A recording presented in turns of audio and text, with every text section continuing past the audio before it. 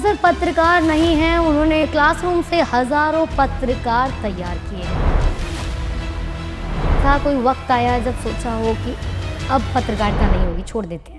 Media कर्मी तो जीवन भर मीडिया कर्मी रहता है। क्या सरकार की आलोचना करना अब पहले से कठिन हो गया है या ये सिर्फ एक धारणा है? असल में मीडिया है क्या? इस भूमिका को भूल जाते हैं। हमें लगता है कि हमको सरकार का पक्ष लेना चाहिए या सरकार का विरोध करना चाहिए, वो विपक्ष का काम है। हमारा सत्ता पक्ष है ना विपक्ष है, हमारा एक ही पक्ष है, जनपक्ष।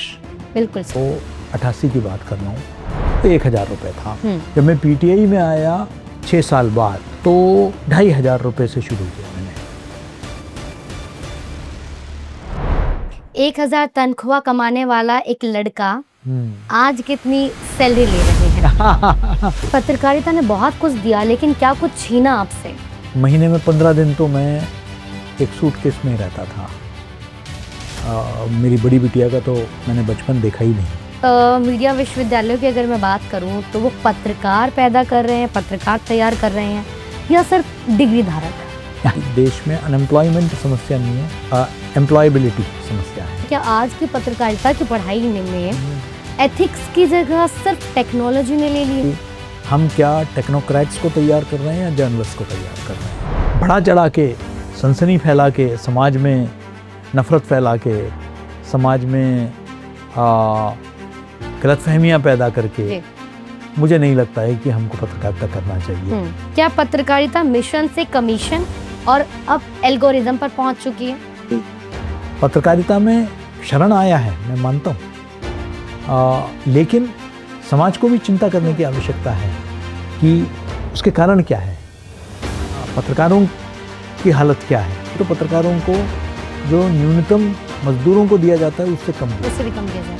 एक अखबार ही है, एक अखबार छपने में अगर आप प्रिंटिंग हाउस में पूछेंगे तो एक अखबार के छपने में 30 से 40 रुपये लगते हैं। हम पैसे कितने देते हैं? 4 या 5। विदेशों में अखबार बहुत महंगे हैं, भारत में हम लोग 4-5 रुपये। तो ये 35 रुपये कौन देगा? तो जो देगा उसकी भाषा ही मीडिया बोलेगी। अंग्रेजी में कहा था, when they were asked to bend, they crawled। TRP और यूट्यूब व्यूज ने पत्रकारिता की आत्मा को छीन लिया है। अब आप कुंभ मेले को देखिए, आपको दिखाई दिया तो आईआईटी बाबा दिखाई दिए, आपको दिखाई दिया तो मोनालिसा दिखाई दी। आज मोबाइल जर्नलिज्म को कैसे देखते हैं?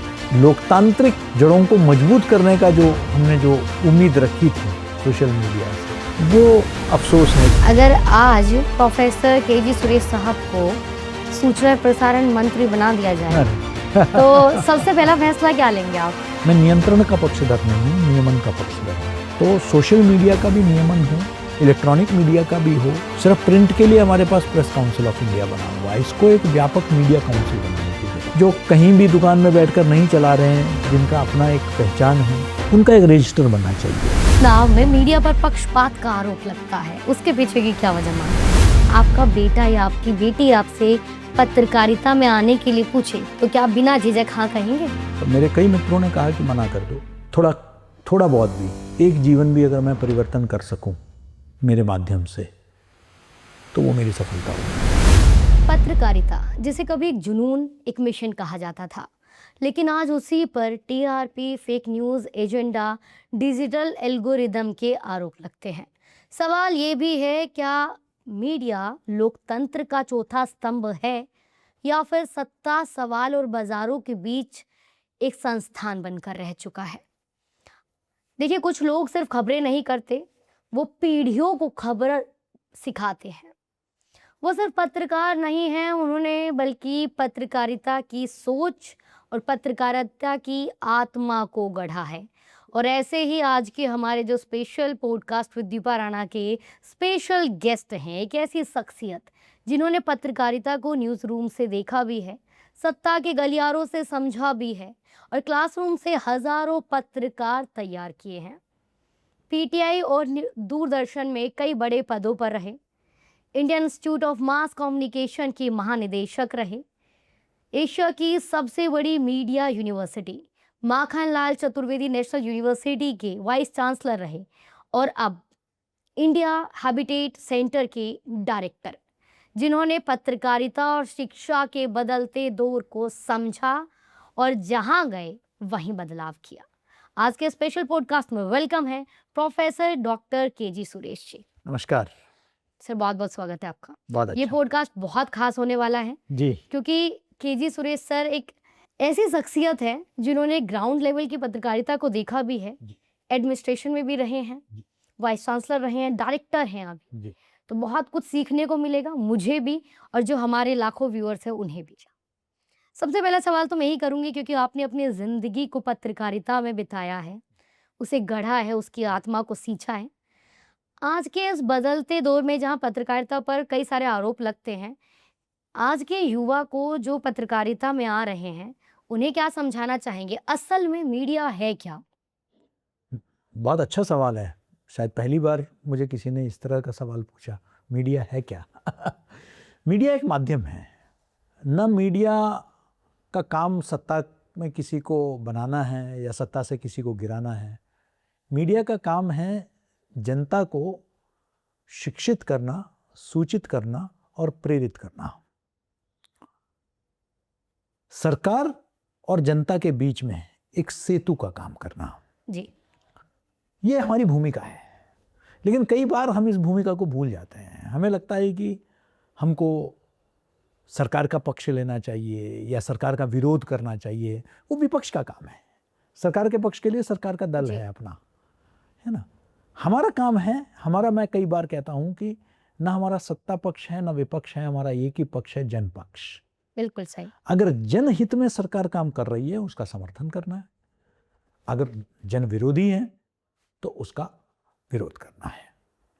लोगों में जागरूकता पैदा करना है, मानसिकता परिवर्तन लाना है, समाज में बदलाव लाना है।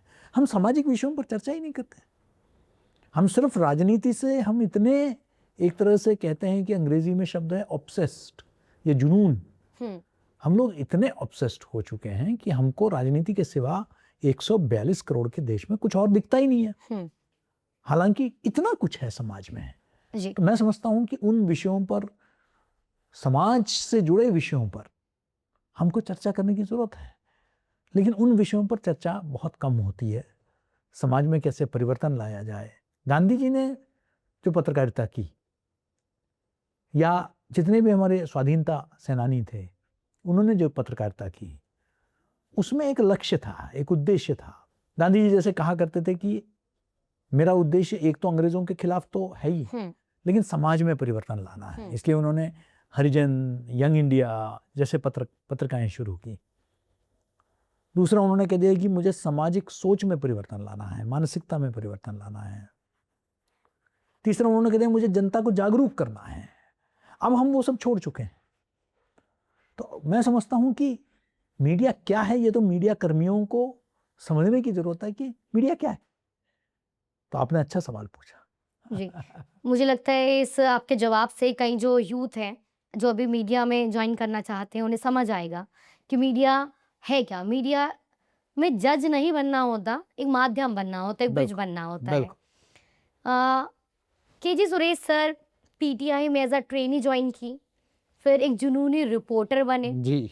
आईआईएमसी में महानिदेशक रहे आप, माखनलाल चतुर्वेदी की वाइस चांसलर। और ये दोनों यूनिवर्सिटीज़ में मैं पहले शुरू मैंने किया। मैं माखनलाल यूनिवर्सिटी का पहला एडजंक्ट प्रोफेसर हूँ और वहाँ मैं पढ़ाता था पार्ट टाइम। जी। आईआईएमसी में भी पार्ट टाइम पढ़ाता था। उसके बाद इतना बड़ा पद मिला, ये बहुत बड़ी उपलब्धि है। उसके बाद अभी जब हम पॉडकास्ट कर रहे हैं तो सर अभी आईएचसी के डायरेक्टर हैं। सबसे इस पूरे जर्नी में सबसे कठिन फैसला कौन सा रहा? कठिन फैसला तो मैं नहीं कहूँगा, लेकिन मैं समझता हूँ कि जब मैंने मीडिया छोड़ने का निर्णय लिया, एक्टिव मीडिया कर्मी तो जीवन भर मीडिया कर्मी रहता है। अभी भी लिखता हूँ, पढ़ता हूँ, बोलता हूँ कई चैनलों में, कई जगह मेरे लेख भी छपते हैं। तो अभी मैं पॉडकास्ट में जिनसे बात कर रही हूँ वो खुद को पत्रकार समझते हैं या डायरेक्टर? पत्रकार तो देखिए मैं जीवन भर हूँ। जीवन भर ये पद तो आते जाते रहेंगे। पत्रकार और शिक्षक मुझसे कोई छीन नहीं सकता। पद तो आज है कल नहीं है। कई पदों पर रहा हूँ तो वो पद कोई शाश्वत नहीं है। लेकिन अगर शाश्वत है, शाश्वत तो वैसे इंसान भी नहीं है, लेकिन अगर कुछ हमारे जीवन में के है। अंत तक रहेगा तो वो उसमें मेरे लिए कम से कम, मेरा पत्रकार होने से मुझे कोई नहीं छीन सकता, मेरे शिक्षक होने से मैं जीवन भर शिक्षक रहूँगा, जीवन भर पत्रकार रहूँगा। तो जब मैं पत्रकार से शिक्षक बनने का मैंने पूर्णकालिक शिफ्ट लेने का जब निर्णय लिया तो निश्चित ही मेरे मन में कुछ प्रश्न उठे कि क्या ये उचित रहेगा। तो मुझे लगा कि ये एक नया आयाम है और मेरा एक जनसंचार के एक विद्यार्थी होने के नाते जनसंचार के हर आयाम को समझने की आवश्यकता है। तो मैं जनसंपर्क में भी रहा, वो भी एक आयाम है। जी। तो मुझे लगा कि मीडिया शिक्षा भी मीडिया का ही आयाम है और एक उम्र के बाद आपके अनुभव के आधार पर शायद आपको जो कमियां लगती है मीडिया में उसको अगर दुरुस्त करना है तो अगले पीढ़ी को तैयार करना ठीक रहेगा। तो उस दृष्टि से मैंने बहुत कुछ अपने सोच को अमली जामा पहनाने का कोशिश किया जहाँ भी मैं गया और मुझे खुशी है कि वो जितने भी मैंने शुरू किए वो सब आज भी उतने ही अच्छे तरीके से चल रहे हैं, इस बात की मुझे खुशी। यंग एज में जब आप पत्रकार थे, जब एक्टिव जर्नलिज्म चल रही थी, तब कभी ऐसा कोई वक्त आया जब सोचा हो कि अब पत्रकारिता नहीं होगी, छोड़ देते हैं? नहीं, पत्रकारिता में एक फेज़ ज़रूर था, बाद में वो ठीक हो गया था जब तनख्वाहें बहुत कम थी और घर की जिम्मेदारियां ज़्यादा थी। कम उम्र में ही माता पिता का जाना हुआ तो जिसके चलते जिम्मेदारियां और बढ़ गई थी, लेकिन गलत काम नहीं करना है, गलत तरीके से पैसा नहीं बनाना है। तो जो मैं पार्ट टाइम टीचर जो बना वो एक्स्ट्रा पैसा कमाने के लिए बना था, पैसों की तंगी की वजह से। पैसों के तंगी की वजह से। तो ये कहते हुए, लेकिन बाद में उससे प्यार हो गया। मीडिया में मीडिया पैसा है? विद्यार्थियों के नहीं, शुरुआती दौर में तो नहीं था। अगर जब हम किसी- लोगों के, अब मेरे, आप ये सोचिए कि मेरा जो है पहला जो सैलरी था 1988 की बात कर रहा हूँ, वो 1000 रुपये था। जब मैं पीटीआई में आया तकरीबन आप समझ लीजिए 6 साल बाद, तो 2500 रुपये से शुरू किया मैंने, है ना। तो उस वक्त तो घर की जिम्मेदारियां भी थी, तो ऐसे में निश्चित ही जो है उतने मैं नहीं कहूँगा कि बहुत ही बढ़िया था, लेकिन फिर हम लोगों का वेज बोर्ड आया, बहुत सारे परिवर्तन हुए, टेक्नोलॉजिकल परिवर्तन हुआ, तो तनख्वाहें ज़रूर बेहतर हुई। अभी तो काफ़ी इंडस्ट्री में अच्छे घराने भी हैं जहाँ अच्छी तनख्वाहें मिलती है। वो जो तंगी और गुर्बत के जो दिन हैं वो तो अब नहीं रहे। 1000 तनख्वाह कमाने वाला एक लड़का आज कितनी सैलरी ले रहे हैं?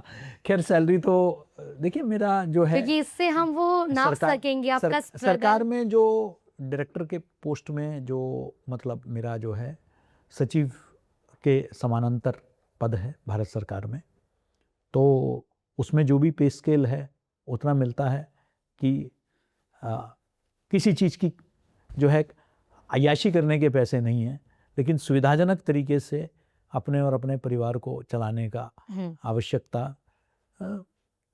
उसके अनुसार। तो ये मान लिया जाए अगर कोई पत्रकारिता में आना चाहता है तो पैसा देखकर ना आए, जुनून और शौक देखकर आए। बिल्कुल, देखिए पैसा तो किसी भी पेशे में अगर पैसे को आपने तवज्जो दिया शुरुआत में, तो मैं नहीं कहूँगा कि वो एक डॉक्टर ही अगर MBBS अभी किया है और MBBS करते ही अगर आप पैसा करने लग गए तो आप अपना MD करिए, आप अच्छे अच्छे अस्पतालों में अनुभवी डॉक्टर बनेंगे तो अपना एक नाम हो जाएगा, तो लोग कुछ भी देने के लिए तैयार है। अनुभव आज जो है मतलब आप वकीलों को देखिए, जितने आप वरिष्ठ वकील होते हैं आपके एक एक कोर्ट अपीयरेंस में लाखों रुपए मिलते हैं।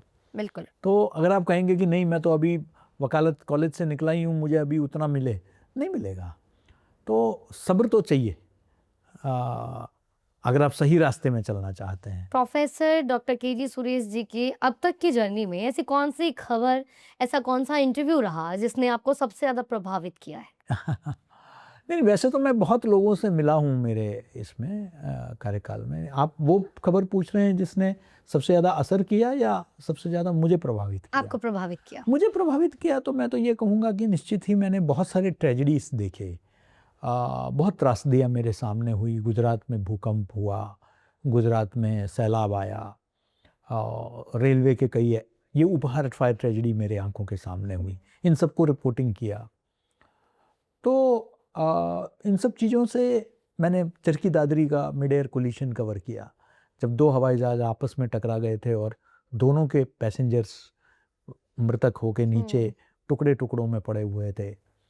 मैंने वो नज़ारा भी देखा। तो ये नज़ारा सब देखने के बाद आपका जो है जीवन के प्रति भी थोड़ा दृष्टिकोण बदल जाता है। तो इस तरह की घटनाओं ने निश्चित ही मेरे को जो है एक तरह से मनुष्य के जीवन के बारे में एक दार्शनिक दृष्टिकोण भी दिया मुझे कि ये मात्र सिर्फ सुख और आनंद या सिर्फ करियर और यही नहीं है। ये देखिए, ये भी एक जीवन है। मैंने उन इलाकों में गया जहाँ बहुत गुर्बत भी देखी, बहुत जहालत भी देखी और तो लोगों के प्रयास भी देखे, अथक प्रयास देखे, संघर्ष देखा। तो मुझे लगता है कि बहुत कुछ सीखने को मिला।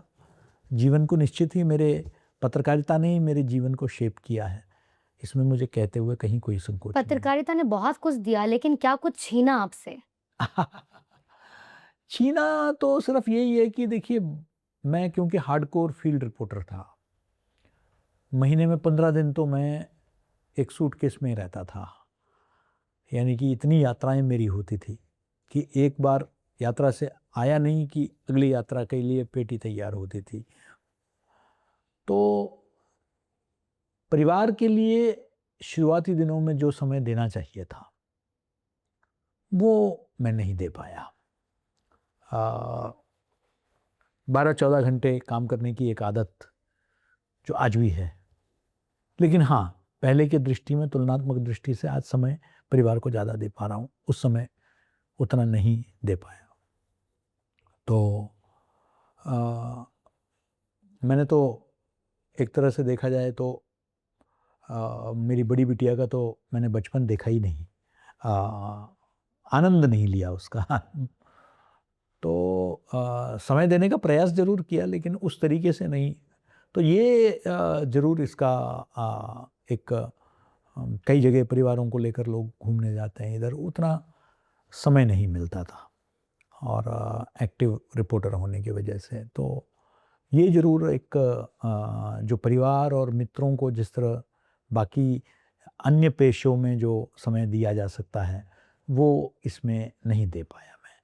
या तो मेरे अंदर जुनून था, मैं पेशे का दोष नहीं कहूँगा, शायद मैं ही उसमें कुछ अगर समझौता कर लेता तो शायद परिवार को ज़्यादा समय दे पाता।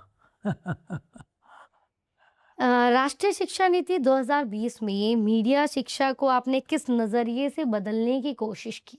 देखिए, मैं तो नीति में तो देखिए, जब नीति को लेकर चर्चाएं 18-19 में हुई तो कई जगह भाग भी लेने का प्रयास किया और राष्ट्रीय शिक्षा नीति में विशेष रूप से तो मीडिया के बारे में कुछ उसका उल्लेख नहीं है। लेकिन सरकार ने जो LOCF कमेटी बनाई UGC की, उसमें सदस्य ज़रूर मैं रहा। अभी भी उसका करिकुलम फ्रेमवर्क फाइनलाइज नहीं हुआ, लेकिन मुझे 2-3 चीज़ों को बहुत, मैंने पहले से ही एक तरह से देखा जाए तो मैंने शिक्षा नीति के आने से पहले से ही लागू करना शुरू कर दिया। यानी कि 2020 में आपका राष्ट्रीय शिक्षा नीति आई, 2016 में मैं IIMC का महानिदेशक बना। तो IIMC में मलयालम, मराठी, संस्कृत, उर्दू, ये सब पत्रकारिता जो इन सब भाषाओं में मैंने शुरू की। तो मैं समझता हूँ कि भाषा को जो महत्व राष्ट्रीय शिक्षा नीति में दिया है, उसको मैंने तभी से लागू करना शुरू कर दिया। राष्ट्रीय शिक्षा नीति में भारतीय ज्ञान परंपरा की बात कही है। 2020 में मैंने 2017-18 में ही अपने सिलेबस के अंदर जो है, मैंने नाट्यशास्त्र और भारतीय संचार पद्धतियों को मैंने समाहित किया। यानी कि समय से पहले ही मैंने काम शुरू कर दिया। जी। तो मैं समझता हूँ कि बाकी माखनलाल पहले विश्वविद्यालयों में थे देश के जिन्होंने राष्ट्रीय शिक्षा नीति को लागू किया। हमारे पास कुछ भी नहीं था रेफरेंस के लिए, सिर्फ पॉलिसी और हायर एजुकेशन उच्च शिक्षा विभाग के कुछ गाइडलाइंस थे। उसी के आधार पर हमने राष्ट्रीय स्तर पर जो शिक्षक जो राष्ट्रीय शिक्षा नीति से जुड़े हुए थे उनको हमने बुलाया और उनके से परामर्श करके हमने जो है राष्ट्रीय शिक्षा नीति को लागू किया। और हमारे तो पहले बैच के बच्चे भी निकल गए 4 ईयर कंप्लीट करके। तो बहुत अच्छा लगा कि 2020 में ही हमने पहले विश्वविद्यालयों में थे जिन्होंने उसको लागू किया। आज के मीडिया विश्वविद्यालयों की अगर मैं बात करूं तो वो पत्रकार पैदा कर रहे हैं, पत्रकार तैयार कर रहे हैं या सिर्फ डिग्री धारक? देखिए, मैं समझता हूँ कि इसमें कहीं कोई दो राय नहीं कि कई बार हम लोग एक बात कहते हैं कि देश में अनएम्प्लॉयमेंट समस्या नहीं है, अनएम्प्लॉयबिलिटी समस्या है। मतलब एम्प्लॉयबिलिटी समस्या है। क्या हम लोग रोजगार के लायक हैं या नहीं, उनके अंदर वो दक्षता है या नहीं, उनके अंदर वो कौशल है या नहीं। तो वो प्रैक्टिकल एस्पेक्ट पे भारत सरकार ने भी अभी प्रोफेसर ऑफ प्रैक्टिस जैसे इंडस्ट्री के वो किस तरीके से शिक्षा में लेकर आए इसका प्रयास किया है।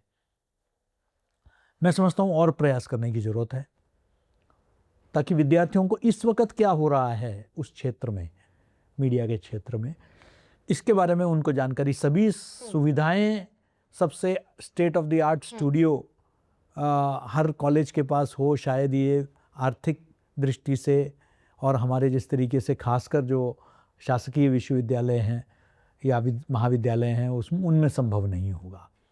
लेकिन हम उस टेक्नोलॉजी में, मोबाइल तो सबके पास है, बिल्कुल, तो मोबाइल के आधार पर तो हम सिखा सकते हैं जी। तो कम संसाधनों में भी हम बेहतर शिक्षा, प्रायोगिक शिक्षा विद्यार्थियों को कैसे दे सकते हैं, तभी वो इंडस्ट्री के लिए सार्थक रहेंगे। अन्यथा फिर किताबी बातें सिखा के कोई मतलब नहीं है। कम से कम मीडिया के क्षेत्र में तो किताबी थ्योरी अपनी जगह थोड़ा सा फाउंडेशन को मजबूत करता है, बस वहीं तक है उसकी भूमिका। और अगर कोई आप शिक्षक बनना चाहते हैं तो बात अलग है, लेकिन इंडस्ट्री में आना है तो आपको प्रैक्टिकल एक्सपोजर प्रैक्टिकल करना ही पड़ेगा। लेकिन प्रैक्टिकल के साथ साथ एक सवाल ये भी है कि आज की पत्रकारिता की पढ़ाई में एथिक्स की जगह सिर्फ टेक्नोलॉजी ने ले ली है। बहुत अच्छा सवाल है आपका। मैं कई बार बोलता हूँ कि हम क्या टेक्नोक्रेट्स को तैयार कर रहे हैं या जर्नलिस्ट को तैयार कर रहे हैं। हम सिर्फ टेक्नोलॉजी पर इतना फोकस्ड हो गए, एथिक्स की हम बात ही नहीं कर रहे हैं। तो नैतिकता और जिम्मेदारी के साथ टेक्नोलॉजी का उपयोग, चाहे वो आर्टिफिशियल इंटेलिजेंस क्यों ना हो, बिल्कुल, तो मैं समझता हूँ कि नैतिक पक्ष बहुत आवश्यक है। और उसमें पत्रकारिता में नैतिकता मतलब सनसनी से बचे रहना। मैं समझ सकता हूँ आज के जो मजबूरियाँ हैं, टीआरपी जैसे बहुत मजबूरियाँ हैं, लोगों को आईबॉल्स, विजिट्स, हाँ, आपके यूनिक विजिट्स, आपके हिट्स, एंगेजमेंट्स, कन्वर्जेशंस सब बहुत ज़रूरी हैं। लेकिन साथ साथ हम बढ़ा चढ़ा के, सनसनी फैला के, समाज में नफ़रत फैला के, समाज में गलतफहमियां पैदा करके मुझे नहीं लगता है कि हमको पत्रकारिता करना चाहिए। उससे हमें बचना चाहिए। इसकी शिक्षा भी देने की बहुत आवश्यक है।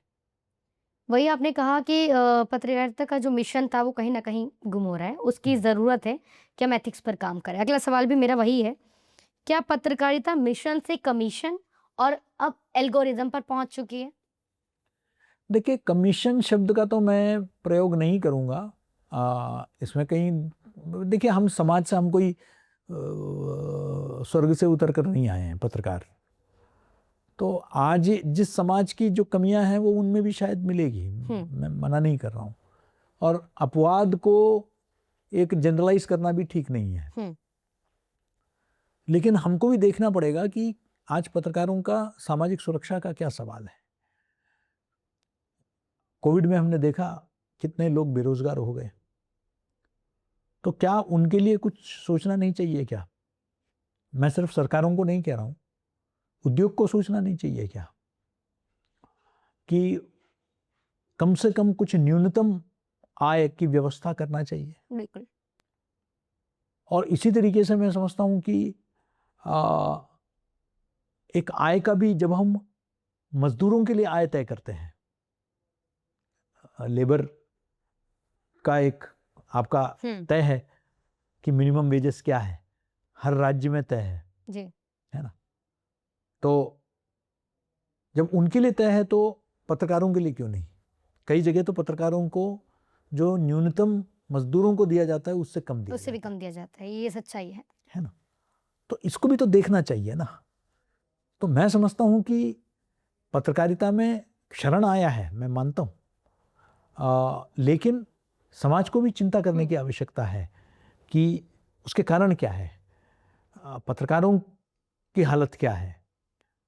आज मीडिया जो उपभोक्ता है, हमें न्यूज़ तो चाहिए लेकिन न्यूज़ के लिए हम पैसे देने के लिए तैयार नहीं हैं। आज भी हिंदुस्तान में जो ज़्यादातर चैनल है वो फ्री टू एयर है, FTA जिसको कहते हैं। आपने पेड चैनल, विदेशों में सारे पेड चैनल हैं, आपको अगर सब्सक्राइब करना हो तो पेड करना होगा, लेकिन इंडिया में भारत में मैक्सिमम फ्री टू एयर है चैनल्स, यानी कि आपको कुछ नहीं देना है, सिर्फ आपका जो केबल का जो कैरियर चार्ज है वो देना है। उनको, केबल को भी पैसे देना पड़ता है, OTT प्लेटफॉर्म्स को भी देने होते हैं, जितने भी आपके डिश और जितने भी एंटीना और सारा कुछ है ना, जो भी उसके उस प्लेटफॉर्म्स को भी आपको पैसे देने पड़ते हैं, तब जाके कैरियर चार्जेस होता है। और चैनल के 50 और प्रशासनिक और बाकी खर्चे होते हैं, कहाँ से आएगा? एक अखबार ही है, एक अखबार छपने में अगर आप प्रिंटिंग हाउस में पूछेंगे तो एक अखबार के छपने में 30 से 40 रुपए लगते हैं। हम पैसे कितने देते हैं? 4 या 5 रुपए। विदेशों में अखबार बहुत महंगे हैं, भारत में हम लोग 4-5 रुपए, तो ये 35 रुपए कौन दे रहा है? तो जो देगा उसकी भाषा ही मीडिया बोलेगी ना। बिल्कुल। जो विज्ञापन देगा, आप पैसे देने के लिए तैयार नहीं हो, तो पत्रकार या मीडिया हाउस वो विज्ञापनदाताओं के पास जाएगी, वो प्रायोजकों के पास जाएगी, स्पॉन्सर के पास। जो स्पॉन्सर करेगा उसकी भाषा बोलेगी। फिर आप उम्मीद करें कि 4 रुपए मैं दूं और 40 की वो मेरी बात करें। तो उपभोक्ताओं को भी, पाठकों को भी, दर्शकों को भी, श्रोताओं को भी सोचने की जरूरत है कि अच्छा मीडिया चाहिए तो आपको भी जेब ढीले करने पड़ेंगे। आप सिनेमा हॉल में जाके 500 रुपए का पॉपकॉर्न खा लेते हैं, लेकिन आप एक अखबार का सब्सक्रिप्शन या एक चैनल का सब्सक्रिप्शन देने के लिए तैयार नहीं है। तो आप एंटरटेनमेंट के लिए पैसा खर्च करने के लिए तैयार है, OTT प्लेटफॉर्म के लिए आप पैसा देने के लिए तैयार है, लेकिन आप चैनल देखने के लिए, लेकिन आपको देखते रहना है चैनल फ्री में। ये मानसिकता से हमको, लेकिन ऐसा नहीं लगता सर, ये सिर्फ दर्शकों के अलावा सरकार को भी इस पर कदम उठाना चाहिए? देखिए, सरकार का बहुत ज़्यादा हस्तक्षेप, मैं पक्षधर नहीं हूँ किसी भी तरीके से। सरकार से हम ये उम्मीद करें, ठीक है सरकार सपोर्ट करें, लेकिन क्या होता है कि जब भी कोई सपोर्ट होता है तो फिर एक्सपेक्टेशंस भी बढ़ जाती है। आप अगर स्वतंत्र रहना चाहते हैं, पूरी तरह सरकार के विज्ञापनों पर निर्भर है, सरकार से फंड पर निर्भर है, विज्ञापन फिर क्या आप सरकार की आलोचना खुलकर कर पाएंगे? क्या कोई भी सरकार हो, बिल्कुल है ना, राज्य सरकार हो, केंद्र सरकार हो, कोई भी सरकार हो, तो आपको अपना आय का व्यवस्था तो करनी ही पड़ेगी, लेकिन पाठकों को भी अपना योगदान देना पड़ेगा, दर्शकों को भी अपना योगदान देना पड़ेगा। तो एक रूल ऐसा बना दिया जाए जैसे फॉरेन कंट्रीज में आपने बताया कि सब्सक्राइब के लिए या उन चीज़ों के लिए आपको पे करना ही पड़ेगा। अगर ऐसा रूल आए तो शायद, देखिए, सरकार तो ये रूल नहीं ला सकती है, क्योंकि ये तो मीडिया घरानों को तय करना है कि उनके प्रोडक्ट को उनको किस कीमत पे देना है। उसमें तो सरकार ये नहीं कह सकती कि भाई मैंडेटरी आप आओ, क्योंकि कल को दूसरे मीडिया वाले तैयार नहीं हुए उसके लिए, कहते कि नहीं हम तो फ्री टू एयर दे सकते हैं, है ना।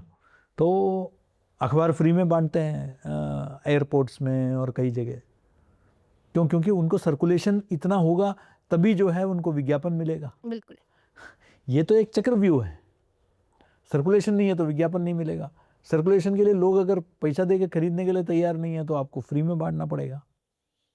एक एक सवाल है जो हर जगह आपको इस वक्त भारत में हर गली चौराहों पर सुनने को मिलेगी। एक आरोप, गोदी मीडिया, प्रोपोगेंडा मीडिया। आपने कभी ये सुना है? या जब मैं अभी ये सवाल आपसे कर रही हूँ तो क्या कारण मानते हैं आप इसके पीछे? देखिए, ये खासकर मैं ये कहूँगा कि एक इसमें कहीं कोई दो राय नहीं कि आज एक मीडिया में एक ध्रुवीकरण हुआ है। हमारे समय में भी था, ऐसा नहीं है कि पत्रकारिता में था नहीं।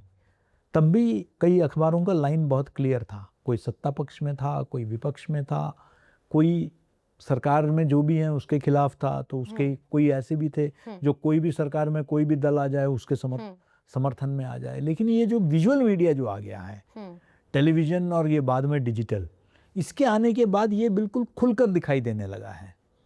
एडिटोरियल लाइन या एडिटोरियल पॉलिसी, संपादकीय नीति, ये पहले भी थी। लेकिन अखबार कितने लोग पढ़ते थे? जो पढ़े लिखे होते थे, साक्षर होते थे, वो पढ़ते थे। लेकिन चैनल और डिजिटल जो है ये सब के सब देख रहे हैं, तो सब वो ज़्यादा दिखाई दे रहा है, अब खुल के दिखाई दे रहा है। और देखिए, बाजारवाद भी हावी हो गया है। मैं सरकारों के ऊपर बहुत ज़्यादा जिम्मेदारी इसका नहीं ठहराता, क्योंकि 1977 में जब लालकृष्ण आडवाणी उस वक्त जो बाद में उप प्रधानमंत्री बने, वे मोरारजी देसाई सरकार में सूचना प्रसारण मंत्री थे। तो उनसे आपातकाल के दौरान, आपातकाल तो सबसे खतरनाक समय था, बिल्कुल, जब सेंसर होता था, 10,000 के ऊपर पत्रकारों को कैद कर दिया गया था, एजेंसियों को विलय कर दिया था, बहुत सारे काम हुए। तो उस वक्त के बारे में पूछा तो उन्होंने एक बहुत ही मशहूर डायलॉग उस वक्त दिया, जो आज भी पत्रकारिता के इतिहास में उसको कई बार उद्धृत किया जाता है। उन्होंने कहा कि, अंग्रेजी में कहा था, when they were asked to bend they crawled. जब उनसे, यानी कि अखबार के मालिकों से, जब झुकने के लिए कहा गया तो वो रेंगने लग गए। तो ये प्रवृत्ति तो पहले से ही मीडिया में रहा है कि जो भी है उनको खुश करो, कुछ, ये एक प्रवृत्ति रही है। दूसरा, वैचारिक मंथन भी हुआ इस देश में, ये भी आप मना नहीं कर सकते कि पहले एक नैरेटिव चलता था और आपने देखा कि फिर राम मंदिर आंदोलन और उसके बाद एक नया नैरेटिव चल पड़ा, एक वैकल्पिक नैरेटिव। तो ये जब दो नैरेटिव में खुलकर स्टैंड लिया जाने लगा, तो फिर एक दूसरे पर आरोप, आपने शब्द सही उपयोग किया, तो कोई उसको गोदी मीडिया कहने लगा, कोई उसको जो है लोधी मीडिया कहने लगा, तो कोई उसको जो है प्रोपोगेंडा मीडिया, एंटी नेशनल कहने लगे। तो एक दूसरे के ऊपर आरोप लगता रहा। लेकिन हाँ, मैं मानता हूं कि एक वैचारिक दृष्टि से एक ज़्यादा ध्रुवीकरण ये आपके विजुअल मीडियम के आने के बाद और स्पष्टता से दिखाई दे रही है, जो शायद प्रिंट मीडिया के समय में उतना नहीं दिखाई दी थी। एक सवाल ये भी है, क्या टीआरपी और यूट्यूब व्यूज ने पत्रकारिता की आत्मा को छीन लिया है? नहीं, बिल्कुल, इसमें फिर बड़ा ही सतही होने लगा ना विषय। अब आप कुंभ मेले को देखिए। कुंभ मेला सनातन धर्म का सबसे पवित्र जो है एक उत्सव है, 12 वर्ष में एक बार आता है, और पिछला जो हुआ था प्रयागराज में तो 144 वर्ष बाद हुआ जी। अब उसका एक धार्मिक महत्व है, उसका एक आध्यात्मिक महत्व है, लेकिन आपको कहीं भी सोशल मीडिया में, डिजिटल मीडिया में ये नहीं दिखाई दिया। आपको दिखाई दिया तो आईआईटी बाबा दिखाई दिए, आपको दिखाई दिया तो मोनालिसा दिखाई दी। आपको कहीं भी वो जो एक आध्यात्मिक उसका जो पक्ष है, लाखों करोड़ों, भाई माना जा रहा है कि 60 करोड़ लोग आए थे, यानी कि देश के आबादी की आधी आबादी वहां स्नान करने आई थी। इतना बड़ा एक मेला, आपको क्या एक माला पिरोने वाली, आपको वो, मैं नहीं कह रहा, हमारे समय में भी कलर स्टोरी होता था, साइड स्टोरी होता था, वो सब हम लोग भी दिखाते थे, लेकिन वो मेन स्टोरी कब से बना? भारत एआई समिट कराता है, कितनी बड़ी उपलब्धि है, वैश्विक स्तर पर हम एआई समिट कराते हैं, और एआई के जितने बड़े लीडर्स हैं, एआई इंडस्ट्री के जो दिग्गज हैं, वो दिल्ली में पधारते हैं, प्रधानमंत्री से मिलते हैं, बड़ी बड़ी बैठकें करते हैं, और एआई समिट पूरे विश्व में चर्चा का विषय बन गया। लेकिन हमारे सोशल मीडिया में और डिजिटल मीडिया में चर्चा का विषय क्या था कि उसमें कई भागीदारों में, प्रतिभागियों में, एक स्टॉल में एक विश्वविद्यालय के ऊपर आरोप लगा कि उन्होंने जो है चीनी एक रोबो को लेकर आए, और वो रोबो जो है को उन्होंने भारतीय अपना खोज बताकर लोगों के सामने प्रस्तुत की। वो दिनों तक चलता रहा। ऐसा लग रहा था कि एआई समिट का महत्व कहीं है ही नहीं, सिर्फ उस विश्वविद्यालय का, उस निजी विश्वविद्यालय ने कि एक विभाग ने एक रोबो कुत्ते को लेकर आए, वो बन गया पूरा चर्चा का, विमर्श का विषय। क्या ये होना चाहिए था क्या? साइड स्टोरी को लीड स्टोरी बना दिया जाता है सिर्फ व्यूज के चक्कर में। मैं ये नहीं कह रहा कि उस विषय को नहीं उठाना चाहिए था, लेकिन वो मेन विषय तो नहीं हो सकता ना। आपका इतनी बड़ी उपलब्धि है, आपके पूरे विश्व में आपका डंका बज रहा है, आर्टिफिशियल इंटेलिजेंस में हम लोग जो काम कर, हमें एक अवसर मिला वैश्विक स्तर के जो दिग्गज हैं उनको सुनने का, उनके टेक्नोलॉजी को देखने का, उसको शोकेस करने के बजाय हमने एक अलग ही आख्यान खड़ा कर दिया। तो ये जो तोड़ मरोड़ के चीज़ों को परोसना, मिस इन्फॉर्मेशन, डिसइन्फॉर्मेशन, मैं समझता हूँ कि वो उचित नहीं है। उससे लोग शिक्षित नहीं हो रहे हैं, न प्रेरित हो रहे हैं, न समाज को उसका कोई लाभ मिल रहा है। जी सुरेश जी, जिन्होंने पत्रकारिता को जिया है, पत्रकार तैयार भी किए हैं, वीसी रहे, डायरेक्टर रहे, महानिदेशक रहे, वो आज मोबाइल जर्नलिज्म को कैसे देखते हैं? मोबाइल जर्नलिज्म से क्या लोकतंत्र मजबूत हुआ है या फिर फेक न्यूज़ का बाजार बढ़ा है? हाँ, ये बहुत ही अच्छा सवाल है आपका। देखिए, जब मोबाइल जर्नलिज्म आया तो यही माना गया कि मीडिया का लोकतांत्रिकरण हुआ है। वो विषय जो शायद मुख्य धारा की मीडिया के हाशिए में थी, उनको अब महत्व मिलेगा। वो विषय जो नदारद थी मीडिया से, उनको अब ज़्यादा महत्व मिलेगा, उनको ज़्यादा दिखाई दिया जाएगा। उन तबकों के बारे में, उन पिछड़े वर्गों के बारे में, दूर दराज में रहने वालों के बारे में, उन सबको महत्व मिलेगा। लेकिन मैं तो कहता हूं कि कुछ कुछ अच्छे काम हुए हैं, लेकिन बाय एंड लार्ज वही आपके टीआरपी और विज्ञापन और इन सब के चक्कर में हम बातों को तोड़ मरोड़ के पेश कर रहे हैं, हम गलत सूचनाओं का प्रचार प्रसार कर रहे हैं, सनसनी फैला रहे हैं। तो जो लोकतांत्रिक जड़ों को मजबूत करने का जो हमने जो उम्मीद रखी थी सोशल मीडिया से, वो अफसोस है कि वो उस तरीके से वही सारी कमियां जो मुख्य धारा की मीडिया ग्रसित थी जिनसे, उस सबसे सोशल मीडिया भी बाधित हो गई और ज़्यादा संख्या में बाधित हो गई। तो इसका क्या कोई उपचार है? उपचार ये है कि पब्लिक के अंदर मीडिया साक्षरता बढ़नी चाहिए, मीडिया के समझ को बढ़ाने की ज़रूरत है। लोग जितने शिक्षित और समझदार होंगे, मीडिया की मजबूरी हो जाएगी उसको भी उसी तरह की बात करना। जब तक लोग संकुचित, संकीर्ण सोच से ऊपर नहीं उठेंगे, जातिगत, मजहबी, भाषाई, स्थानीय, जिसे कहते हैं प्रांतीय, इन सब सोच में सिकुड़ कर जब तक लोग रहेंगे, तब तक ये एजेंडा परोसते रहेंगे। जब हम उससे ऊपर अपने भारतीय होने पर गर्व करेंगे, हम सभी समीकरणों को जो है, जो जातिगत भाषाई समीकरणों से ऊपर उठकर हम एक नागरिक दूसरे नागरिक के बारे में चिंतित है, हम उनको संकुचित दृष्टिकोण से नहीं देखेंगे, तब तक ये लोग करते रहेंगे। उनको उनका बाजार है उसमें। बिल्कुल। अगर आज प्रोफेसर केजी सुरेश साहब को सूचना प्रसारण मंत्री बना दिया जाए अरे तो सबसे पहला फैसला क्या लेंगे आप? नहीं, देखिए, मैं तो समझता हूँ कि मंत्री की तो आ, बात नहीं है, लेकिन मैं समझता हूँ कि सबसे पहले तो मैं जो चाहता हूँ कि हो, एक तो जो प्रेस काउंसिल ऑफ इंडिया है, भारतीय प्रेस परिषद, इसको भारतीय मीडिया परिषद में तब्दील करने की आवश्यकता है। और मीडिया में जो रेगुलेशन या नियमन, मैं नियंत्रण का पक्षधर नहीं हूँ, नियमन का पक्षधर हूँ। तो सोशल मीडिया का भी नियमन हो, इलेक्ट्रॉनिक मीडिया का भी हो।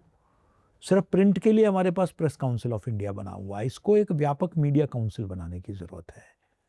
दूसरा, एक नेशनल मीडिया रजिस्टर बनाने की ज़रूरत है, जिससे जितने भी शिक्षित मीडिया कर्मी हैं, जिनके पास शैक्षणिक भी योग्यता है और जो कहीं भी दुकान में बैठकर नहीं चला रहे हैं, जिनका अपना एक पहचान है, उनका एक रजिस्टर बनना चाहिए। जिस तरीके से एक डॉक्टर को लाइसेंस मिलता है प्रैक्टिस करने के लिए, उसी तरह एक वकील को भी लाइसेंस मिलता है प्रैक्टिस करने के लिए। अगर वो उन नैतिक मापदंडों के विरुद्ध काम करता है और उस पर शिकायत जाती है, चाहे वो मेडिकल काउंसिल ऑफ इंडिया में जाए या बार काउंसिल ऑफ इंडिया में जाए, तो उनको ये अधिकार है कि उस वकील या डॉक्टर का जो है लाइसेंस को रद्द कर दें। मीडिया में भी वो होना चाहिए कि अगर लगातार किसी के खिलाफ उल्लंघनों का पूरा एक श्रृंखला जुड़ जाए, तो उसको फिर पत्रकारिता प्रैक्टिस करने का अधिकार से वंचित करना चाहिए, उसका लाइसेंस रद्द होना चाहिए, चाहे वो चैनल हो, अखबार हो। तो ये नियमन बहुत ज़रूरी है। और बाकी तो मैं समझता हूँ कि साक्षरता, मीडिया साक्षरता स्कूल के पाठ्यक्रम से लेकर शुरू होना चाहिए। हर बच्चे को, ये नहीं कि सिर्फ मीडिया के विद्यार्थियों को, सभी बच्चों को मीडिया साक्षरता होनी चाहिए, इसकी भी व्यवस्था होनी चाहिए। जी। क्या सरकार की आलोचना करना अब पहले से कठिन हो गया है या ये सिर्फ एक धारणा है? नहीं, मैं तो देखता हूँ कि खुलकर कई लोग आलोचना करते हैं। अभी आपने देखा कि ये राम मंदिर में जो घटना हुई, उसको लेकर सभी चैनलों में चर्चा हो रही है। E20 जो अपना फ्यूल है, इथेनॉल को लेकर जो है पूरे चैनलों में चर्चा है। लेकिन चर्चा ये भी रहती है आम जन के बीच में, अगर मीडिया भी खुलकर बोले तो शायद उसको भी दबा दिया जाए, बंद कर दिया जाए, साइडलाइन कर दिया जाए। देखिए, कितने लोग आज सोशल मीडिया में वर्तमान सरकार को, केंद्र हो या राज्य हो, उनकी आलोचना करते हैं। कितने यूट्यूबर्स हैं जो करते हैं। तो मुझे तो आलोचना कई जगह दिखाई देती है, सोशल मीडिया में लोग खुलकर लिख रहे हैं।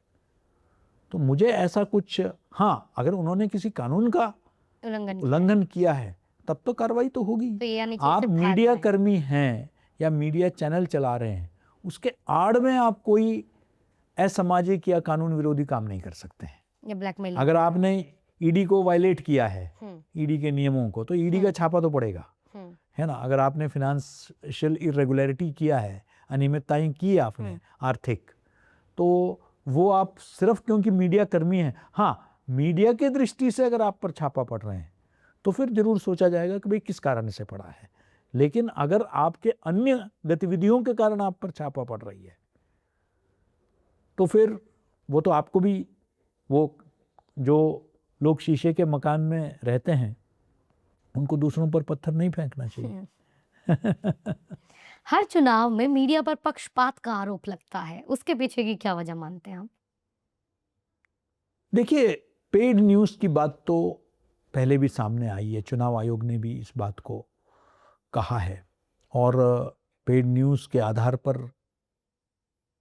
महाराष्ट्र के एक मुख्यमंत्री को इस्तीफा भी देना पड़ा। तो पेड न्यूज़ तो चिंता का विषय तो है ही, और ये एक सच्चाई है कि चुनाव के दौरान जो है मीडिया को अपने पक्ष में लाने का सभी राजनीतिक दल प्रयास करते हैं।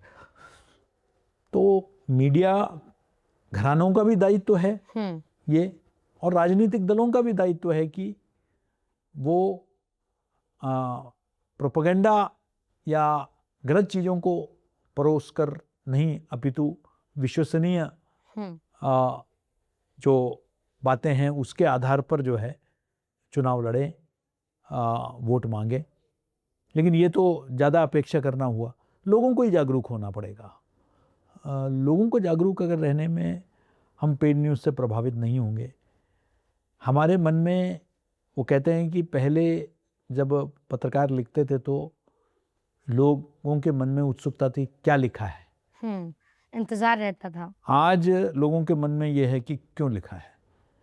वो उसमें उसकी नीयत पर प्रश्न करने लगते हैं कि इन्होंने ऐसे लिखा है तो ये कारण होगा, ऐसे लिखा है तो ये कारण होगा।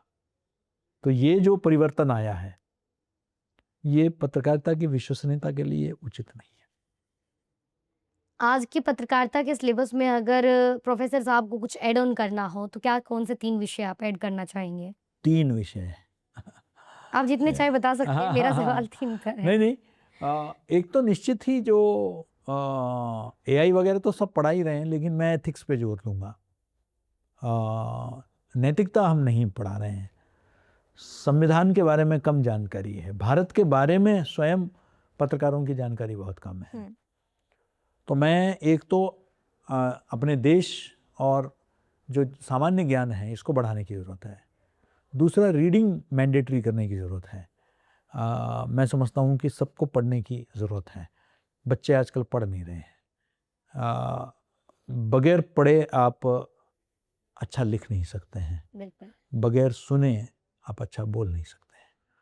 तो पढ़ना भी ज़रूरी है, सुनना भी ज़रूरी है। तो ये सब्र उनके अंदर, बच्चों के अंदर डालने की बहुत आवश्यकता है। और मैं कहूँगा कि ज़मीन पे ग्राउंड रिपोर्टिंग, इन्वेस्टिगेटिव जर्नलिज्म जो पहले की तुलना में कम हो गया है। हालांकि मैं पिछले कुछ वर्षों से रामनाथ गोयनका पुरस्कार, जो देश का सबसे प्रतिष्ठित पुरस्कार है पत्रकारिता के क्षेत्र में, मैं इसके जूरी में हूँ। और अच्छी खबरें आ रहे हैं, अच्छे रिपोर्टिंग भी हो रही है, मैं इनकार नहीं करूँगा। लेकिन पहले जो क्रूसेड और कैंपेन अखबारों में होते थे चीज़ों को सुधारने के लिए, जिसकी वजह से मुझे याद है तिहाड़ जेल जैसे बदनाम जो कारावास था उसमें बहुत सुधार आई। तो वो जो सुधारात्मक पत्रकारिता है, जहाँ हम एक कैंपेन के तहत एक मुहिम चलाकर हम चीज़ों को सुधारते थे, वो अब कहीं नदारद ही हो गई है। किसी चीज़ को उस तरह का जो एक, आप अगर देखेंगे किसी समय में जेसिका लाल केस हुआ था या और भी जो बड़े तंदूर कांड हुआ था, तो मीडिया ने बहुत उसका फॉलोअप किया। तो फॉलोअप जर्नलिज्म भी अब कम हो गया है। चीज़ों को जब तक सुर्खियों में है तब तक उसको दिखा दिया, उसके बाद उसको भूल गए। फॉलोअप जो करना है, उसके बाद 1 महीने बाद क्या हुआ, 1 साल बाद क्या हुआ उस मामले का, उस पर जो ज़रूरत है वो कम हो गया है। और ये जो जांच पड़ताल की, जिसे कहूँगा मैं इन्वेस्टिगेटिव जर्नलिज्म, वो भी अब पहले के तुलना में कम हो गई है। इसको भी मैं बढ़ाने का काम करूँगा। और अंतिम जो है, मैं समझता हूँ कि विकास पत्रकारिता, ये अब काफ़ी हद तक कम हो गई है। जन स्वास्थ्य को लेकर, शिक्षा को लेकर, ये ऐसे मूलभूत हमारे विषय हैं जिन पर हमको पत्रकारिता में और उजागर करने की आवश्यकता है। आपने अपनी लाइफ से जुड़ी कुछ त्याग बताए कि कैसे आपने अपनी बड़ी बेटी का जो बचपन था वो त्याग दिया, आपने वो नहीं देख पाए। हाँ, उतना नहीं जितना मैं हाँ, एक पिता के नाते देखना बिल्कुल जो चाहूँगा। देखना चाहिए था। एक सवाल उसी से जुड़ा हुआ है। मीडिया जर्नी में कई जगह मैंने देखा है, मीडिया जगत में, कि फीमेल रिपोर्टर्स को जब कोई लड़की मीडिया लाइन में आती है तो कई जगह हालाँकि उसे प्रेरित भी किया जाता है, लेकिन कई जगह कहा जाता है कि मीडिया फीमेल्स के लिए सही नहीं है। आप इसे कैसे देखते हैं? नहीं, मैं नहीं समझता हूँ। मैं तो समझता हूँ कि मैंने ऐसे फीमेल कोलीग्स के साथ काम किया है जो मना कर देते थे। अगर मैं उनसे कहूँ कि भई आप तो बहुत दिनों से बिहार में, जैसे मुझे याद है मैं दूरदर्शन का संपादक था, तब बिहार में हमारी एक संवाददाता थी। तो उन्होंने पूरा कैंपेन किया, लेकिन उसके बाद चुनावी नतीजा आने में टाइम लगेगा। अब उनके बच्चा भी था। हुँ, तो एक कुलीग के एक सहयोगी के नाते एक सहानुभूति होती है कि भाई बच्चा अकेला है यहाँ, माँ वहाँ इतने दिनों से है। तो हमने उनसे कहा कि अब आप वापस आ सकती हैं, अब तो चुनाव तो ख़त्म हो गए। तो कह रही कि सर पूरा चुनाव आपने हमको इधर ही रखा, अब नतीजा आने तक भी रहने दीजिए ना। तो अब नतीजा भी आ जाए तो फिर हमने कहते हम तो आपके बारे में सोच रहे थे। ऐसे जज्बे वाले वो जुनून। जुनून जो है मैंने रिपोर्टर्स देखे हैं, और उतने ही शिद्दत के साथ, मैं तो रैदर ज़्यादा समर्पण का भाव के साथ मैंने देखा है महिला पत्रकारों में। तो उनको पूरा मौका मिलना चाहिए, मैं तो कम से कम उसका पक्षधर हूँ। अभी इस पॉडकास्ट के दौरान ही संग्राम सिंह जी जो बहुत ही फेमस रेसलर हैं, इंडिया को रिप्रेजेंट कर रहे हैं और अभी हाल ही में उनका एक मैच है इंडिया पाकिस्तान के बीच। पॉडकास्ट के दौरान ही वो प्रोफेसर साहब से मिलने के लिए उन्होंने एक लेटर भेजा कि कुछ कुछ मिनट्स चाहिए। तो अभी तक मुझे ये लग रहा था कि पत्रकारिता यानी कि मीडिया जगत के गॉडफादर हैं प्रोफेसर केजी सुरेश जी। लेकिन अभी देखा कि फ्लाइट से कुछ मिनटों पहले ही वो आपसे मिलने आए, यानी कि सिर्फ पत्रकारिता के स्टूडेंट नहीं बल्कि स्पोर्ट्समैन भी आपको अपना गुरु मानते हैं। देखिए, पत्रकारिता में आपका सर्वस्पर्शी होता है, आपका जो काम है। आप जीवन के जितने विविध आयाम हैं, सभी लोगों से मिलते हैं, खिलाड़ियों से मिलते हैं, व्यापारियों से मिलते हैं, अधिकारियों से मिलते हैं, राजनेताओं से मिलते हैं, विद्यार्थियों से मिलते हैं। तो पत्रकारिता में आपका इतना बड़ा नेटवर्क बन जाता है, और जब निस्वार्थ भावना से आप लोगों को समर्थन देते हैं, आपका कोई अपना स्वार्थ नहीं होता है कि मुझे ये इसके एवज़ में कुछ ये चाहिए। आप उनको समर्थन देते हैं तो उनको भी लगता है कि ये एक व्यक्ति है जिन्होंने हमें सम्मान दिया है, हमें समर्थन दिया है। तो आज के समय में वो निस्वार्थ भावना कम होती है। तो हम लोगों के रिश्ते पुराने बने हुए हैं, तो उनको लगता है कि नहीं, ये हमारे शुभचिंतक है और इनकी शुभकामनाएं हमें ज़रूर चाहिए। बिल्कुल। मैं समझता हूँ कि वो संबंध मैंने कहा ना, मैं पत्रकार जीवन भर पत्रकार होता है, और मैंने रिश्तों को निभाने का पूरा प्रयास किया है। बचपन में आपको क्या कहकर बुलाते थे आपके दोस्त, घर वाले?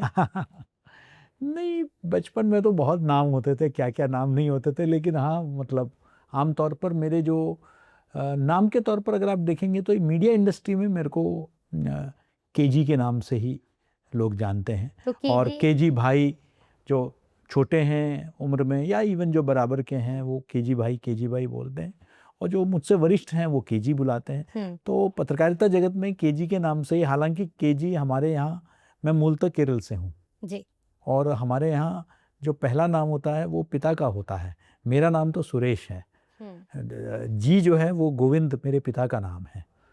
तो हालांकि वो मेरे पिता को बुलाते हैं, लेकिन केजी आपके मेरा लिए नाम का एक सम्मान है, है। ये मेरे नाम का एक हिस्सा बन गया है। तो लोग आज भी अच्छा केजी हैं अपने वहाँ, केजी लेकिन आपकी तो टोन, आपके शब्दों में जी। कहीं वो केरल वाली, वो केरल की भाषा या वो टोन कहीं झलकता नहीं? जी, अभ्यास का है। अभ्यास। हाँ, अभ्यास करे तो सब कुछ हो सकता बिल्कुल। है। मैं तो उस समय का पत्रकार हूँ जब हम लोग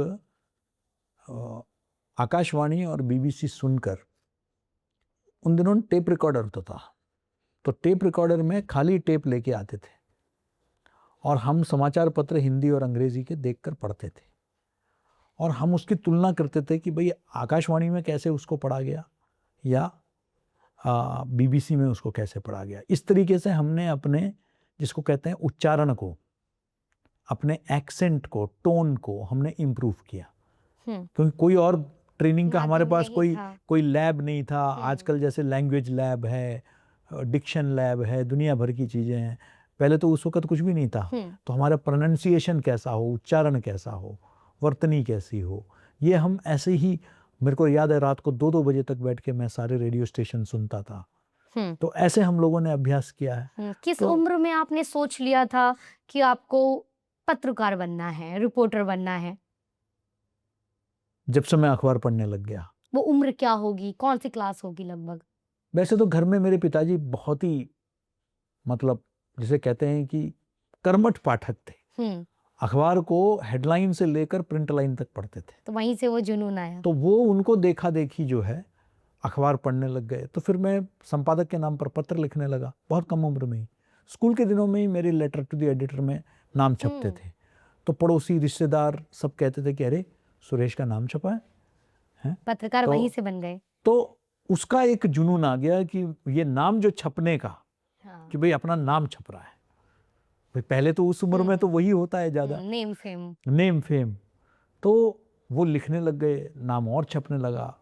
और फिर समाज में जैसे जैसे उम्र बढ़ा, कॉलेज में गए, कुछ लगा कि शायद ये एक पेशा है जिसके माध्यम से सभी का तो नहीं लेकिन अगर कुछ जीवन भी अगर मैं परिवर्तित कर पाऊँ, किसी के जीवन में भी परिवर्तन ला पाऊँ तो मेरा जीवन सार्थक हो जाएगा। फिर उस तरीके से, लेकिन फिर समस्याओं का सामना करना पड़ा। आर्थिक समस्याएं, उस वक़्त उतने अच्छे पेमेंट्स नहीं थे इंडस्ट्री में। तो फिर साथ में मीडिया शिक्षा जुड़ गया। ऐसे ऐसे नए आयाम जुड़ते गए और फिर धीरे धीरे जो है, लेकिन इस बात की खुशी है, पलट के देखता हूँ तो बहुत बहुत पत्रकारिता, अच्छा पत्रकारिता करने का प्रयास किया बहुत। और उसमें कई नए प्रोग्राम्स हम लोगों ने शुरू किए। टेलीविज़न में भी बहुत प्रोग्राम में शुरू किए और लोगों को आज भी लाभ पहुंच रहा है उन चीज़ों का। बहुत अच्छी बात है। ये सवाल मैंने इसलिए ही किया क्योंकि एक कम उम्र का बच्चा जिसका फैमिली बैकग्राउंड पत्रकारिता से बहुत दूर थे और वो पहले ट्रेनी बने, रिपोर्टर, और आज वो दिन है जब उनसे मिलने के लिए बड़ी शख्सियत इंतज़ार कर रही है, उनसे मिलने के लिए, उनकी शुभकामनाओं के लिए ईश्वर की कृपा है। इंतज़ार है। जी। तो वो देख के मुझे बहुत अच्छा जी। लगा क्योंकि वो जुनून, वो जज़्बा आज इस मुकाम तक जी, पहुँचा है। जी। एक सवाल है आपका, आपकी निजी ज़िंदगी से जुड़ा हुआ। अगर आज के इस दौर की पत्रकारिता को देखते हुए मैं पूछूँ आपसे, आपका बेटा या आपकी बेटी आपसे पत्रकारिता में आने के लिए पूछे, तो क्या आप बिना झिझक हाँ कहेंगे? बोल दिया है मैंने। मेरी छोटी बिटिया पत्रकारिता में आ रही है जी। और मेरे कई मित्रों ने कहा कि मना कर दो।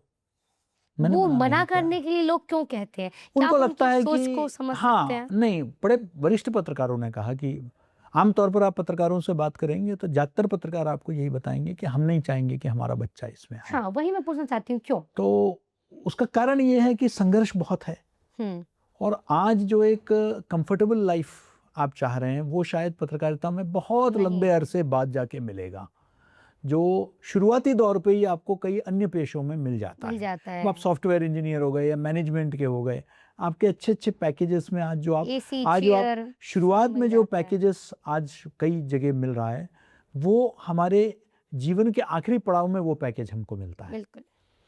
ये पत्रकारिता में तो जरूर सब अपने बच्चों का हित ही हुँ। चाहते हैं। लोग चाहते हैं कि बच्चे कंफर्टेबल हुँ। रहे। तो लेकिन आपने मुझसे पूछा तो मैंने तो उसको हाँ कर दिया। मैंने कह दिया कि जाओ बिल्कुल करो पत्रकारिता। तो वो तो पत्रकारिता करेगी हमारी बिटिया जो है छोटी वाली। मैं एक चीज़ समझती हूँ, आप मुझे बताइएगा कि सही है या नहीं।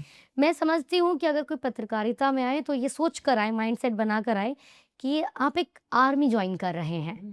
जैसे आर्मी में आप टाइम नहीं देख सकते, आप धूप नहीं देख सकते, बारिश नहीं देख सकते, रात दिन नहीं देख सकते, ऐसे ही पत्रकारिता हाँ है। बिल्कुल, इसको अगर आप एक आम पेशे की तरह 10 से 6 की नौकरी वाले दृष्टि से अगर आप देखेंगे तो फिर तो पत्रकारिता में मत आइए। एक वाक्य में अगर आप कुछ समझाना चाहे दर्शकों को कि जो पत्रकारिता ज्वाइन करना चाहते हैं वो क्या सोच कर आए, क्या माइंडसेट बना कर आए?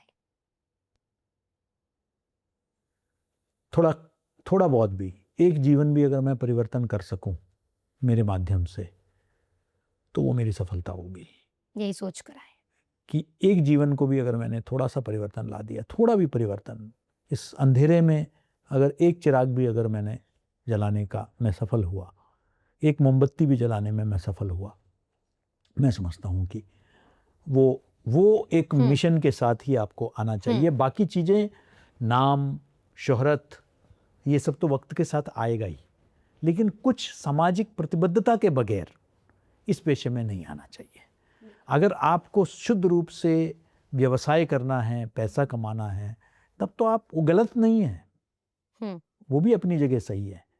तो फिर आप अन्य पेशों में जाइए, लेकिन कुछ करना है समाज के लिए, कुछ बदलाव लाना है, चाहे वो मानसिकता में बदलाव क्यों ना हो, सोच में बदलाव क्यों ना हो, समाज में बदलाव क्यों ना हो।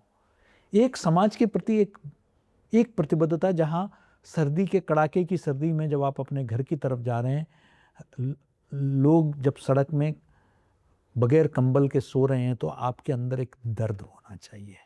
अगर मेरे लिए वो है एलिजिबिलिटी पत्रकारिता के लिए। तुम्हारे अंदर वो दर्द होता है उनको देखकर कि ये स्थितियां बदलनी चाहिए। बदल सकेंगे नहीं, मुझे नहीं पता, लेकिन ये परिस्थितियां बदलनी चाहिए। उनके सर के ऊपर भी एक छत चाहिए, उनको भी कपड़े ढकने के लिए चाहिए, उनके पेट में 2 वक्त का खाना जाना चाहिए, कोई बच्चे को भीख नहीं मांगना चाहिए। ये अगर आपके अंदर थोड़े भी आदर्श हैं, बगैर आदर्श के मत आइए। शायद आप शायद कभी कभी मोहभंग भी हो जाएगा, मैं इसकी गारंटी नहीं देता हूं, लेकिन आप जरूर लेके आइए कि सब कुछ हार के मत आइए कि अरे कुछ नहीं बदलेगा, सिर्फ धंधा है, समझौता ही करना पड़ेगा, इस मानसिकता के साथ मत आइए। और जब आप उस जगह पर पहुंचते हैं तो आप परिवर्तन कर सकते हैं। मेरा अपना जीवन का अनुभव रहा है कि मैं जब जहां भी मैं रहा हूं, मैंने वहां, चाहे मेरे सहयोगी हो, चाहे मेरे संस्था हो, जो मुझसे यथासंभव हुआ वो मैंने करने का प्रयास किया। मैं समझता हूं कि एक जज्बे के बगैर, शुद्ध रूप से एक पेशाई तौर पर, प्योर हार्डकोर मर्सनरी या प्रोफेशनल, उस सोच के साथ इस पेशे में नहीं आना चाहिए। बिल्कुल, आपका ये जवाब सुनकर मेरा जुनून और दोगुना हो गया है, और मैं ये पुनः कह सकती हूँ रूप से कि 100% कि जो लोग देख रहे हैं, जो लोग पत्रकारिता फील्ड में आना चाहते हैं, मीडिया जगत में आना चाहते हैं, वो भी इसी सोच के साथ शायद अब एंटर करें। आज जो पद है आपके पास, IHC की डायरेक्टर है आप, इंडिया हैबिटेट सेंटर की। इंडिया हैबिटेट सेंटर देश और समाज के लिए क्या काम करता है? जी, देखिए, भारत पर्यावास केंद्र 90 के दशक में स्थापित हुआ था। ये अपने आवासन मंत्रालय के तहत कार्य करता है, उसकी स्थापना हुई है, हडको द्वारा स्थापित हुई है ये, और वर्तमान में आवासन मंत्रालय के जो सचिव हैं वही इसके अध्यक्ष भी हैं। इसका उद्देश्य एक शहर के अंदर किस तरीके से संस्कृति, अध्ययन, शिक्षा, कार्य क्षेत्र सब एक जगह पर्यावरण को ध्यान में रखते हुए, समाज को ध्यान में रखते हुए, संस्कृति को ध्यान में रखते हुए कैसे हम रह सकते हैं, इसका एक उदाहरण के रूप में इसका निर्माण किया गया। आज भी इसका कोई सानी नहीं है पूरे देश में। इंडिया हैबिटेट सेंटर जैसा कोई सेंटर बना नहीं है पूरे देश में।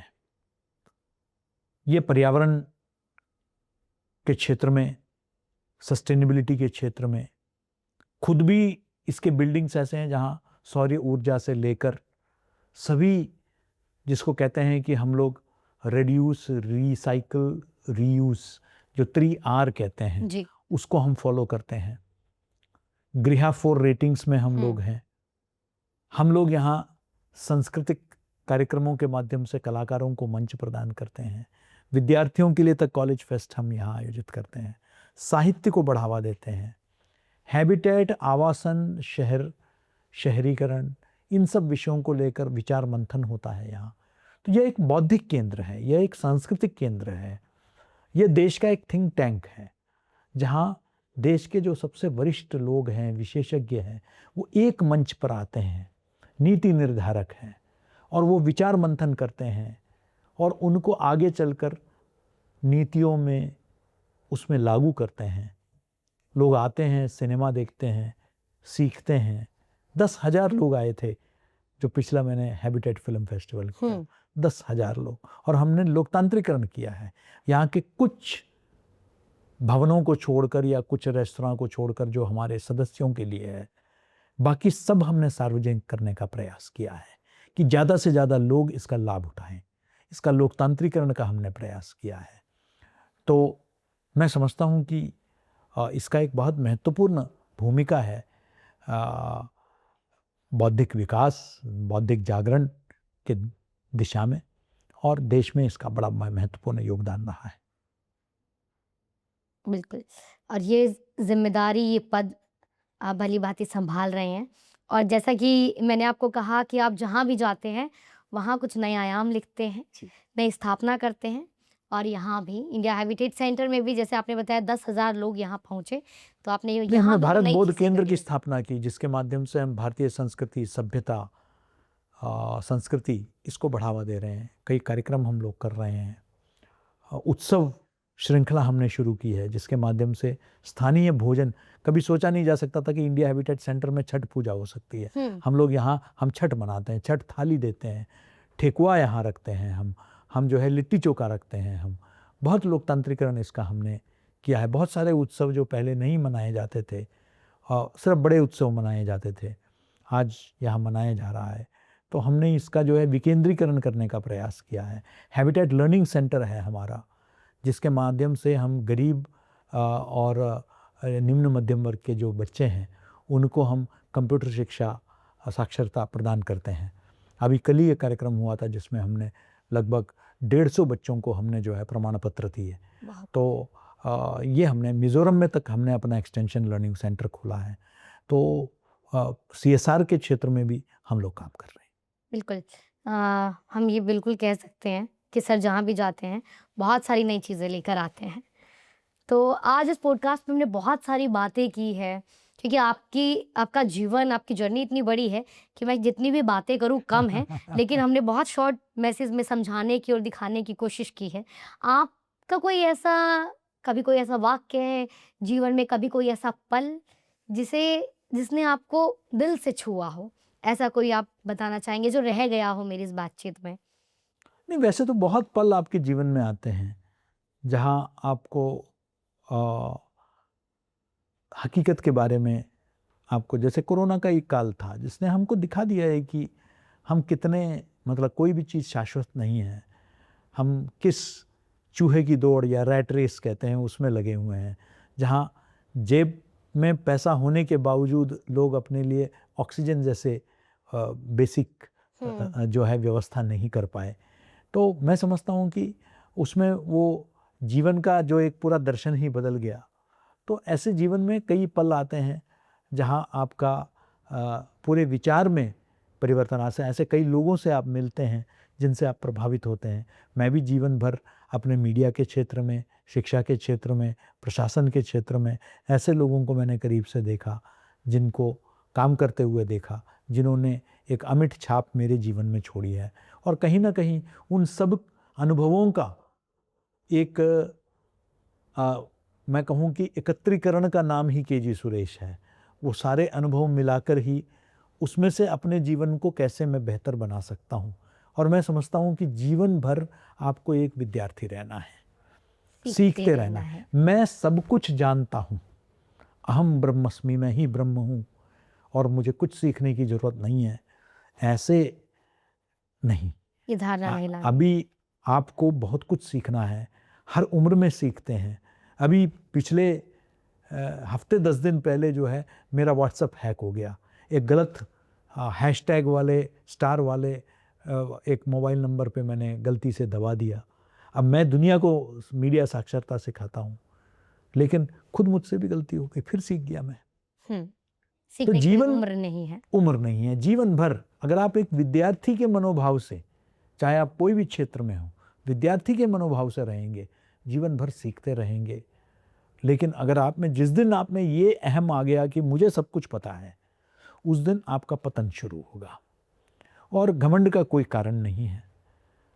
मैं समझता हूँ कि हर व्यक्ति का अपना सम्मान है, हर व्यक्ति अपनी भूमिका निभा रहा है, हर व्यक्ति जो भी कर रहा है उससे आपके जीवन में भी असर पड़ रहा है। सब्जी वाला अगर सब्जी लेकर नहीं आएगा तो मेरे घर में खाना नहीं बनेगा।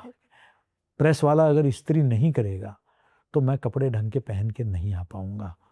तो देखने में वो लगेंगे कि अरे उनका मेरे जीवन में क्या लेना देना। तो हर व्यक्ति मिलकर ही आपको समाज के आप अभिन्न अंग हैं, सबका अपनी भूमिका है। मैं समझता हूँ कि इसको मानना, इसको सम्मान देना, उससे ही आपका जीवन का दृष्टिकोण बदले। बिल्कुल। आज के पत्रकारिता दौर में, आज के मीडिया जगत में आप किस एंकर को, किस जर्नलिस्ट को ये मानते हैं कि वो एथिक्स, फैक्ट्स तमाम चीज़ों को ध्यान में रख के पत्रकारिता देखिए, करते किसी भी हैं? एक का नाम लेना तो उचित नहीं कुछ नाम होगा। ले दीजिए। लेकिन मैं आज भी मानता हूँ कि दूरदर्शन में जैसे आज भी कम से कम रात को 10 बजे अगर आप खोलेंगे, उस पर भी आरोप है कि भाई बहुत ज़्यादा सरकारी समाचारों पर ध्यान दिया जाता है, लेकिन कम से कम पता तो चल जाता है कि देश में क्या हुआ, खेल कूद के क्षेत्र में क्या हुआ, अंतर्राष्ट्रीय क्षेत्र में क्या हुआ, एक खबर तो मिल जाती है। तो मैं समझता हूँ कि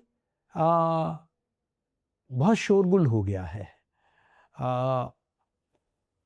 आक्रामकता की भाषा मीडिया की भाषा नहीं होनी चाहिए।